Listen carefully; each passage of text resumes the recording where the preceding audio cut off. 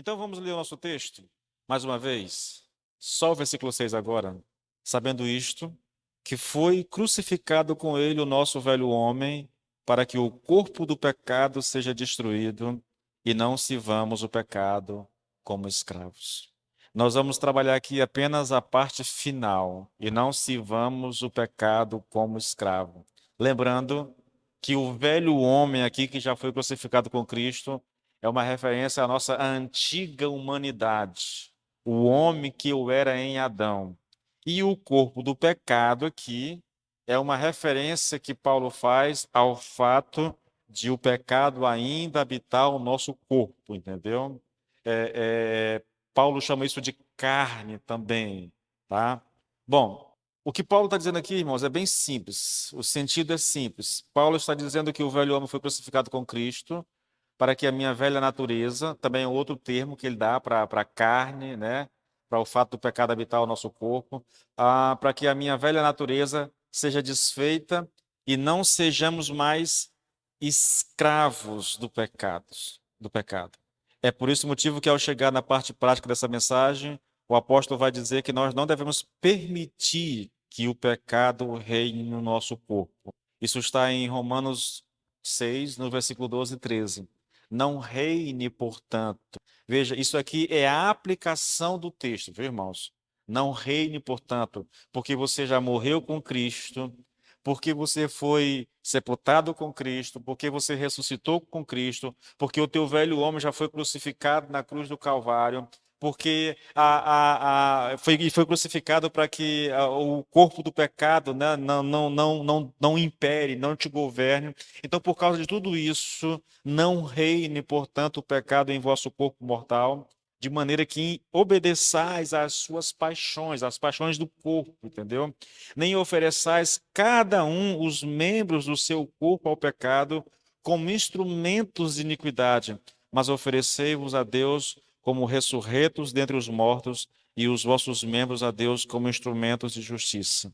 O que Paulo diz aqui, irmãos, que o crente, ele é chamado por Deus para duas coisas. Um, não oferecer os membros do seu corpo ao pecado, mas oferecer, essa é a segunda parte, né? A Deus os membros do nosso corpo, como ele vai dizer lá em Romanos 12, né? Que nós devemos oferecer o nosso corpo, o nosso sacrifício, o nosso corpo como um sacrifício vivo, santo e agradável a Deus. Isso é oferecer os membros do nosso corpo como um instrumento de justiça, para servir a Deus, entendeu? Então, meu corpo deve ser usado para servir, para glorificar a Deus, e não ser usado para o pecado. É essa a mensagem de Paulo aqui, irmãos. Bom, vamos lá. Lembrando aqui algumas distinções. Isso é bom que fique claro na nossa mente. Velho homem significa a nossa antiga humanidade, né? O homem que nós éramos em Adão. E corpo do pecado fala da nossa natureza carnal, da nossa carne, né? Do pecado que ainda habita os membros do corpo. Guarde isso, porque essa é uma informação muito preciosa para nós, irmãos. Agora, veja. Dito isso, o texto diz exatamente isso. Olha, repetindo, olha, o velho homem foi crucificado para que o corpo do pecado seja destruído e com isso nós não sirvamos mais o pecado, para que nós sejamos, para que a gente não seja mais escravo do pecado. É o que Paulo está dizendo. Porquanto, aí ele vai terminar o pensamento aqui. Quem está morto ou quem morreu está justificado do pecado. E eu queria tratar com vocês hoje, até onde der tempo aqui, desse versículo 7. Olhe, ah, eu vou começar com algo simples a vocês. Talvez eu fique nisso. Eu vou fazer uma citação longa de Lloyd Jones, tentando dar a você uma compreensão do que ele está dizendo. Eu sei que isso aqui é doutrina pura, mas ele na tentativa de dar às pessoas um pouco de como isso aqui, mesmo sendo doutrina, poderia ser aplicado na prática do nosso viver cristão, ele faz um comentário longo. E eu vou fazer um comentário, e à medida que eu vou fazendo o comentário, eu vou tentando explicar algumas coisas a vocês. para que você não fique muito assim, pastor, mas o que isso tem a ver com o meu dia a dia? Como é que eu posso viver o cristianismo? Até que ponto essa exortação de Paulo vai me abençoar, vai me ajudar? Olha, o texto diz assim: sabendo isto, que foi crucificado com ele o vosso velho homem, para que o corpo do pecado seja destruído, e não sirvamos o pecado como escravo, porquanto quem morreu está justificado do pecado. Mas, pastor, como é que isso se aplica? Como é que eu posso fazer alguma aplicação disso na minha vida, no meu dia a dia, na verdade? Então, queridos, eu vou fazer aqui uma citação longa, e talvez, pelo tempo que eu tenho, eu me atenha apenas a isso aqui, para que você tenha um pouco, querido, de noção de como isso pode ser útil na sua vida e na sua experiência com Deus. Então, tudo que eu vou fazer aqui agora é uma citação longa e vou comentá-la, tá bom? Ele diz assim, Lloyd Jones: ainda não chegamos ao estágio da aplicação, mas como a maioria de nós está ansiosa para chegar a esse estágio e dizer, bem, como é que isso tudo vai me ajudar? Aí ele diz, aqui vai a resposta. Veja a resposta, irmãos. Só parte da resposta. Se você não perceber que você é mais importante que a sua natureza, a natureza aqui é uma expressão para falar do corpo, entendeu? Lembra da distinção? Uma coisa sou eu, né? Minha alma, meu espírito, outra coisa é o meu corpo, tá bom? Então, observe. Se você não perceber que você, como ser que é, como personalidade que é mais importante que a sua natureza, o seu corpo, então, evidentemente, você não conseguirá acompanhar o argumento do apóstolo. A maior verdade que se pode contar de nós é que o nosso antigo eu se foi. O velho homem já morreu, né? Não poderei lidar com a minha velha natureza quando eu compreender, só poderei lidar com a minha velha natureza quando eu compreender que o meu antigo eu já não existe e que eu tenho um novo eu. Esta é uma verdade sumamente notável e espantosa. Veja, ele está dizendo: você não saberá lidar com a sua velha natureza.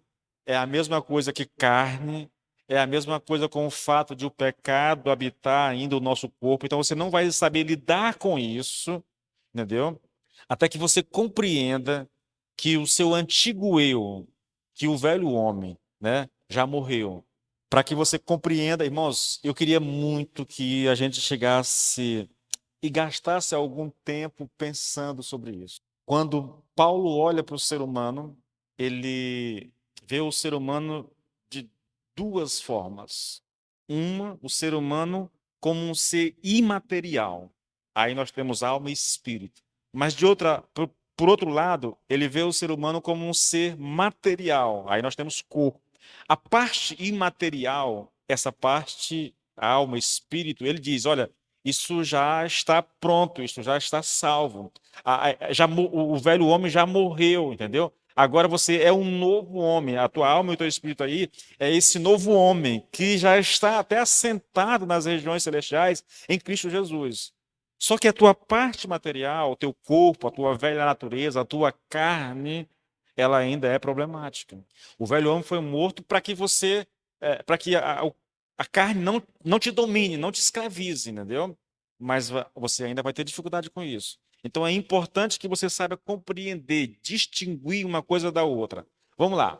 O problema da minha velha natureza fica muito mais fácil quando me apercebo de que o meu eu antigo se foi.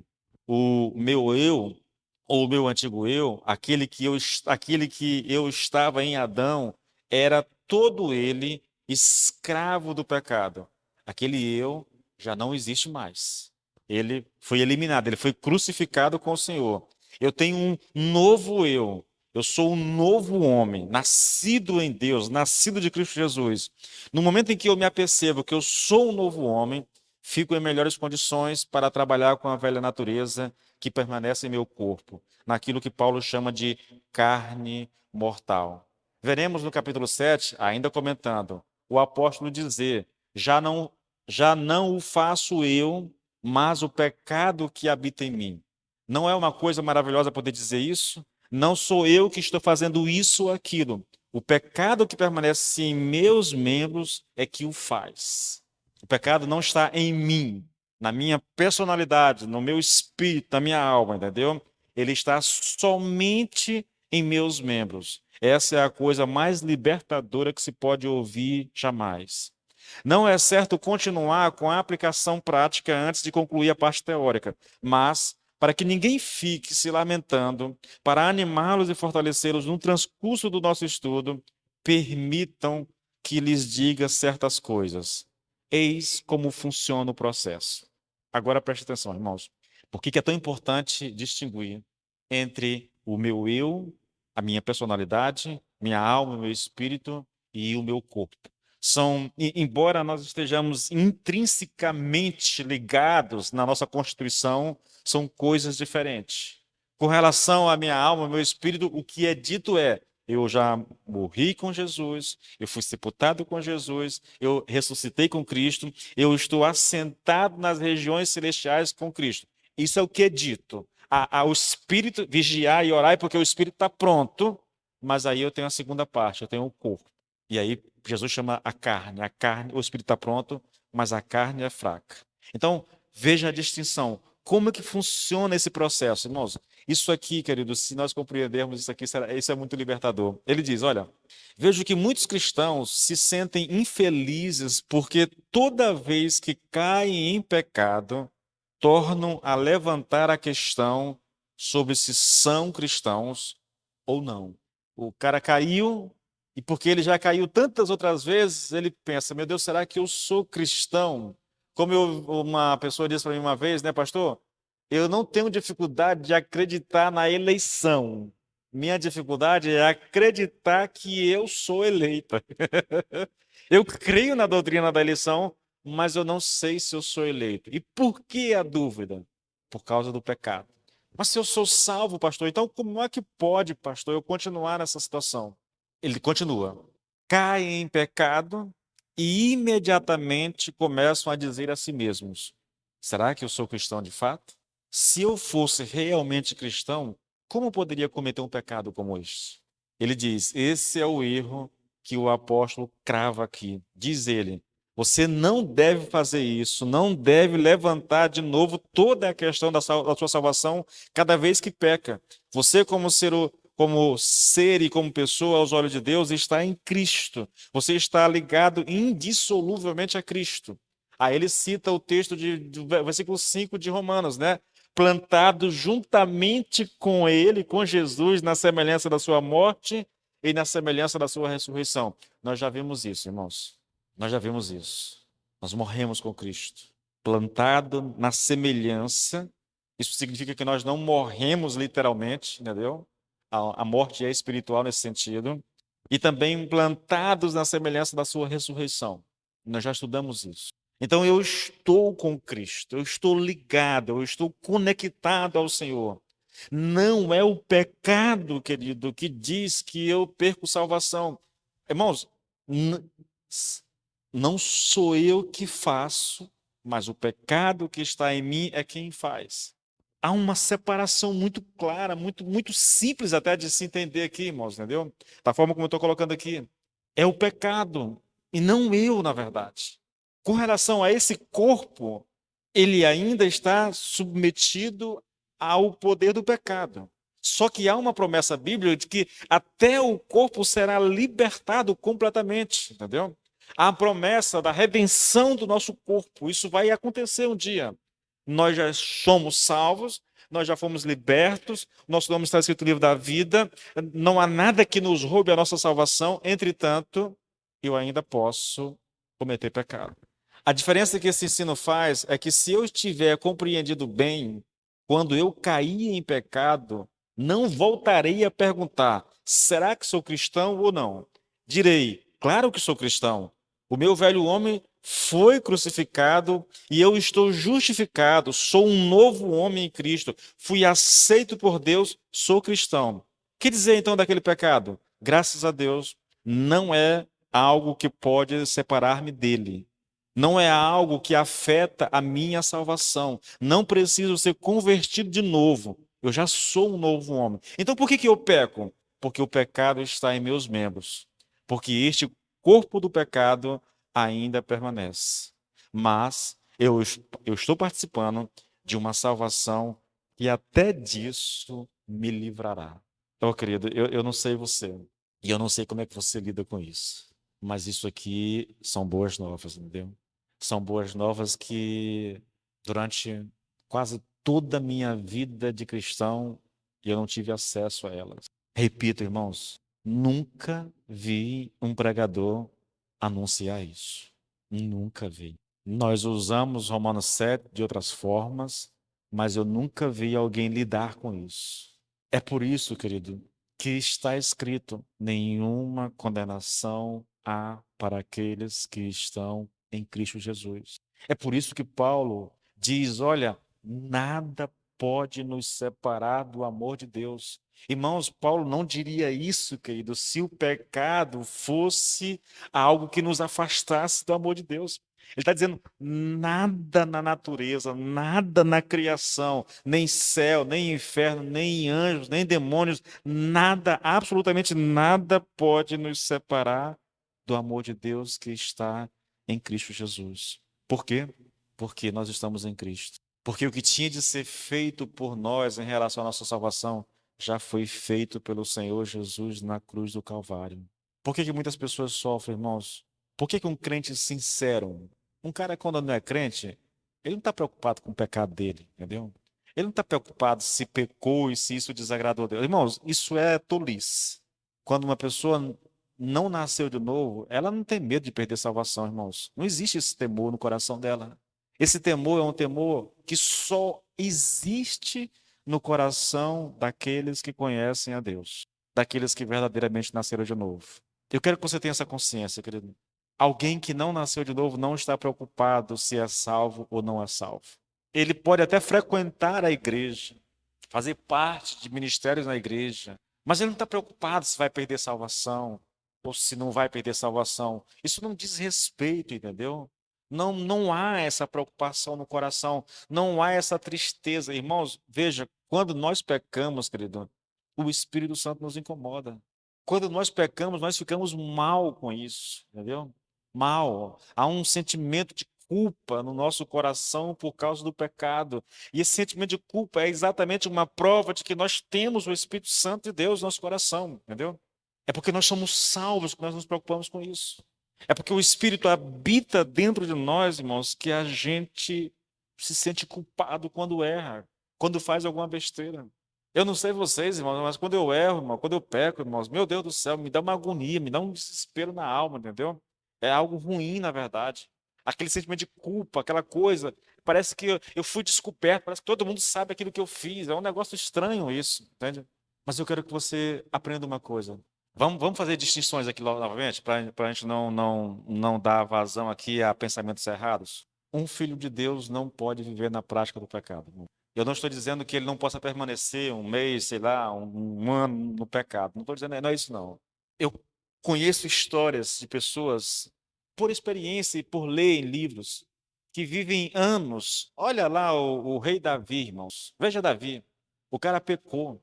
Só que se você ler o salmo de confissão dele, o 51, e me parece que é o 37, se eu não me engano, aqui, ele vai dizer: olha, meus ossos secaram. São expressões fortes como essa, entendeu? A culpa era uma coisa tão terrível na vida dele. Então, mesmo, tipo assim, o pecado está oculto, né? Ninguém sabe, mas o rei está sofrendo por causa do seu pecado, entendeu? Quando o profeta chega lá para confrontar Davi, irmãos, na hora que o profeta aponta o dedo e diz: olha, você é esse homem, ele imediatamente confessa, imediatamente ele diz: sim, eu sei, entende? Leia para mim rapidinho, veja o Salmo 51 rapidinho, querido. Deixa eu só te mostrar uma coisa. Como é que é uma pessoa salva, que tem o Espírito Santo habitando no coração, mas está em pecado? Vamos lá para o Salmo 51, bem rapidamente. Se você for mais rápido do que eu, você vai me esperar um pouquinho. Bora, não me deixa na mão aqui não, minha vida. Está aqui. Veja, deixa eu ver se eu consigo pegar uma tradução mais contemporânea para a gente perceber melhor o texto, irmãos. Eu gosto porque elas. Tá aqui, olha só. É, Ó Deus, tenha misericórdia de mim por causa do seu amor, por sua grande compaixão. Apague a terrível mancha dos meus pecados. Lava-me de toda a minha culpa, purifique-me dos meus pecados. Reconheço que pequei, o meu pecado me persegue dia e noite. Na tradução mais convencional, meu pecado está diante de mim o tempo todo, entendeu? Está sempre diante de mim, na verdade. Pequei contra o Senhor somente. Eu sei que o Senhor condena o mal que cometi e tem toda a razão em me castigar. O seu julgamento é perfeito e justo. Aí ele vai explicar aqui alguma coisa, mas veja, irmãos, como é que funciona, querido, o pecado na vida de alguém que cometeu, que ainda não confessou, que está oculto às pessoas. O meu pecado me persegue de dia e de noite. Agora, deixa eu voltar bem aqui. Eu não sei se eu acho que é o 32. 32. Deixa eu dar uma olhada bem aqui, porque o 32 ainda é mais forte ainda. Eu não me programei para falar sobre isso, então eu vou só olhar aqui. Salmo de Davi. Isso, está aqui, irmãos. Olha. Como é feliz aquele homem cujos pecados o Senhor apagou e que não tem falsidade de coração. Eu tentei por algum tempo esconder os meus pecados, mas fiquei muito fraco, gemendo de dor e aflição o dia inteiro. De dia e de noite, a sua mão pesava sobre mim, fazendo com que as minhas forças se esgotassem, como a seca faz com um pequeno riacho. O sofrimento continuou até que admiti a minha culpa e não escondi mais o meu pecado. Então, veja como é que funciona o pecado na vida de um cristão, de um homem de Deus. Entende? É assim que ele lida, irmãos. Há sofrimento, há culpa, há dor. Entende? Quando um cara peca e ele tem prazer no pecado e aquilo não já incomoda mais, entendeu?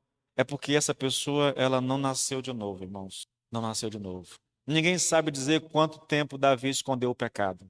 Eu não sei dizer a vocês. Eu só sei que ele escondeu por um tempo. E ele próprio diz que os ossos dele secaram. Isso está falando de angústia, de sofrimento, de dor, por causa do que tinha feito, entendeu?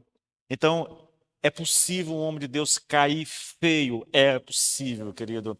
É possível um homem de Deus se lamear? É possível. Só que isso causará dor, causará tristeza ao coração dele, entendeu? Mas veja, irmãos, veja, mesmo sendo possível, isso não quer dizer que ele perdeu a sua salvação porque cometeu algum pecado, de maneira alguma, irmãos. Por que que nós pecamos? Porque o pecado ainda habita o meu corpo. É por isso que nós pecamos. Isso não altera a minha condição diante de Deus. Sim, Deus, como um bom pai, vai me disciplinar. Você vê aqui, o salmista diz isso, entendeu? O Senhor vai disciplinar, a mão do Senhor vai pesar sobre você, se você não se arrepender, lógico, entendeu? Vai acontecer, mas isso não altera a tua condição de salvo. Isso não muda o fato de que você é um homem de Deus. Não muda, irmãos. Isso causa uma confusão. Irmãos, no começo da minha caminhada com Cristo, eu entrei em crise, irmãos, com esse negócio. Aquele que pecar é do diabo. Quem peca é do diabo. Meu Deus do céu, eu entrei em parafuso. Eu digo, Senhor, pô, eu estou lascado, porque o negócio está feio para mim. Eu só não entendi, irmãos, que aquilo que João estava falando na sua primeira carta estava se referindo a um estilo de vida pecaminoso, não a um ato de pecado, mas a um estilo de vida. É alguém que está na prática do pecado, tem prazer nela, entende? Um homem de Deus. É só você ler o capítulo 7, irmãos, vai perceber isso. O que eu quero fazer, eu não faço. O que eu não quero, eu faço. Há uma luta interna, há uma guerra dentro de nós. Então, eu queria deixar isso muito claro. Eu não vou entrar no texto que eu queria entrar, mas eu queria deixar isso muito claro para nós, irmãos. Quando você pecar, que o sentimento de culpa vier ao teu coração, não pense que você perdeu a salvação por causa disso. Você ainda está sujeito a isso, irmãos. Você ainda está sujeito ao pecado. O pecado ainda está habitando os membros do teu corpo. É lógico. O que Paulo vai nos orientar é o seguinte: olha, não, não, não, não apresente os membros do seu corpo, né, como um servo da iniquidade, mas apresente os membros do seu corpo como um servo de Deus. Vamos para o texto novamente? Essas coisas é bom a gente ir para o texto. E eu vou aqui, Romanos 12. Romanos 12, rapidinho. Veja, na verdade, 12, versículo 1. Veja como Paulo coloca, irmãos. É muito interessante a maneira como ele apresenta, querido. Olha, portanto, irmãos, pelas misericórdias do Senhor, peço que ofereçam o seu corpo como um sacrifício vivo, santo e agradável a Deus, porque este é o culto racional de vocês. Propositalmente, deliberadamente, eu ofereço os membros do meu corpo a Deus como um sacrifício. Eles estão aqui, o pecado habita aqui, sim, mas eu sabendo dessa realidade, eu ofereço os membros do meu corpo ao Senhor, para servir ao Senhor, que os meus olhos sejam para a glória do Senhor, que as minhas mãos sejam para a glória do Senhor, que a minha mente seja para a glória do Senhor. Eu não posso oferecer os membros do meu corpo, irmãos, como um instrumento de iniquidade, entendeu? Isso, é você deliberadamente. Pastor, como é que seria isso? Pensa no seguinte: você chega em casa daqui a pouco, aí vai lá para o quarto, pega o celular e abre o seu YouTube, eu não sei, em alguma página pornográfica. Você está oferecendo os membros do seu corpo para a iniquidade, entendeu? Está colocando os seus membros a serviço da iniquidade. Irmãos, a- isso não é coisa de crente. Eu sei que há muitos crentes que lidam com essa questão da imoralidade, da pornografia. Eu tenho lido alguns livros, né, em relação a isso, pessoas que sofrem, que são escravas da pornografia, que lutam para se libertar. É como um alcoólatra, irmãos. Ele não tem força, ele até deseja sair daquela, mas ele não tem força, na verdade. Há muitos cristãos que estão chegando ao Senhor, gente que já está há algum tempo com o Senhor e que ainda é escravo da pornografia. Isso eu falo mais porque eu li muitos livros americanos, entendeu? Principalmente do Neil Anderson, ele fala muito sobre essa questão da pornografia, de muitos cristãos escravos da pornografia, entendeu? Mas veja, pastor, um crente escravo da pornografia, irmãos, isso. Ele odeia aquilo, ele luta contra aquilo, ele não tem prazer naquilo, mas ainda é uma realidade na vida dele. Em algum momento, ele se abriu para essa questão toda, ofereceu os seus membros à iniquidade e ele se transformou numa espécie de escravo disso. Agora ele quer se libertar, está buscando ajuda no Senhor. Vão conseguir, com certeza, entendeu? Mas estão lutando com isso ainda. É o perigo, irmãos. É o perigo. Nós devemos oferecer os membros do nosso corpo ao Senhor. Nossa mente, nossos olhos, nossos ouvidos, nossas mãos, entendeu? A gente deve fazer isso para o Senhor, irmãos. Uma distinção muito simples. Um homem de Deus não terá prazer no pecado. Não terá. Quando a pessoa tem prazer no pecado, ela não conhece a Deus. Não conhece. Eu quero encerrar isso aqui falando para aquelas pessoas que lutam contra o pecado. Você já lutou com o pecado a ponto de dizer assim, Senhor, meu Deus, eu acho que não tem mais jeito para mim. Já pedi perdão tantas vezes, mas eu sempre volto. Quer um exemplo disso? É o jovem preso à masturbação. Sofre, irmãos, para largar, entendeu? Não conseguem. Oram, choram, ah, acham que não são crentes, entendeu?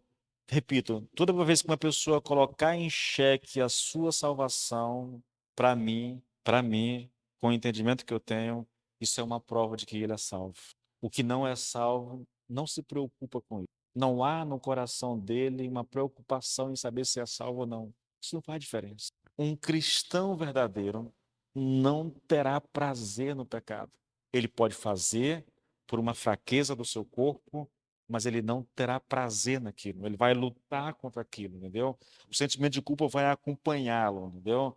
O sentimento de culpa vai acompanhá-lo. É possível que Deus até pese a mão sobre ele para que ele de fato seja despertado. Mas isso caracteriza um cristão. O que não caracteriza um cristão é alguém que tem prazer no pecado. Isso não caracteriza um cristão, irmãos. Repetindo o que Paulo diz, o nosso velho homem já morreu. Nós não somos mais aquele homem que estava em Adão. O homem que era completamente governado pelo pecado, que tinha prazer no pecado. Nós não somos mais esse homem. O nosso prazer agora está em Deus. O nosso prazer está na sua palavra. O nosso prazer está nas coisas que a gente sabe que agrada ao Senhor. Talvez a gente não consiga manter uma vida como nós gostaríamos, de oração, de leitura, de congregação e tudo mais, mas o nosso prazer está nisso. Há uma luta que é travada, O pecado habita os membros do nosso corpo. Nós vamos viver essa luta enquanto nós estivermos aqui, mas o fato é que não é por causa dessa luta e não é por causa desse pecado que vai acontecer na nossa vida que nós perdemos a salvação. O que eu queria deixar contigo é exatamente isso. Se você é um eleito de Deus, o pecado não te tira mais a salvação. Ah, pastor, mas eu creio em perder a salvação. Irmãos, isso não existe, querido. Isso não existe. O salvo, o eleito, ele não perde a salvação. Davi não perdeu a salvação porque pecou, irmãos. Pode olhar para a Bíblia. Veja os homens de Deus.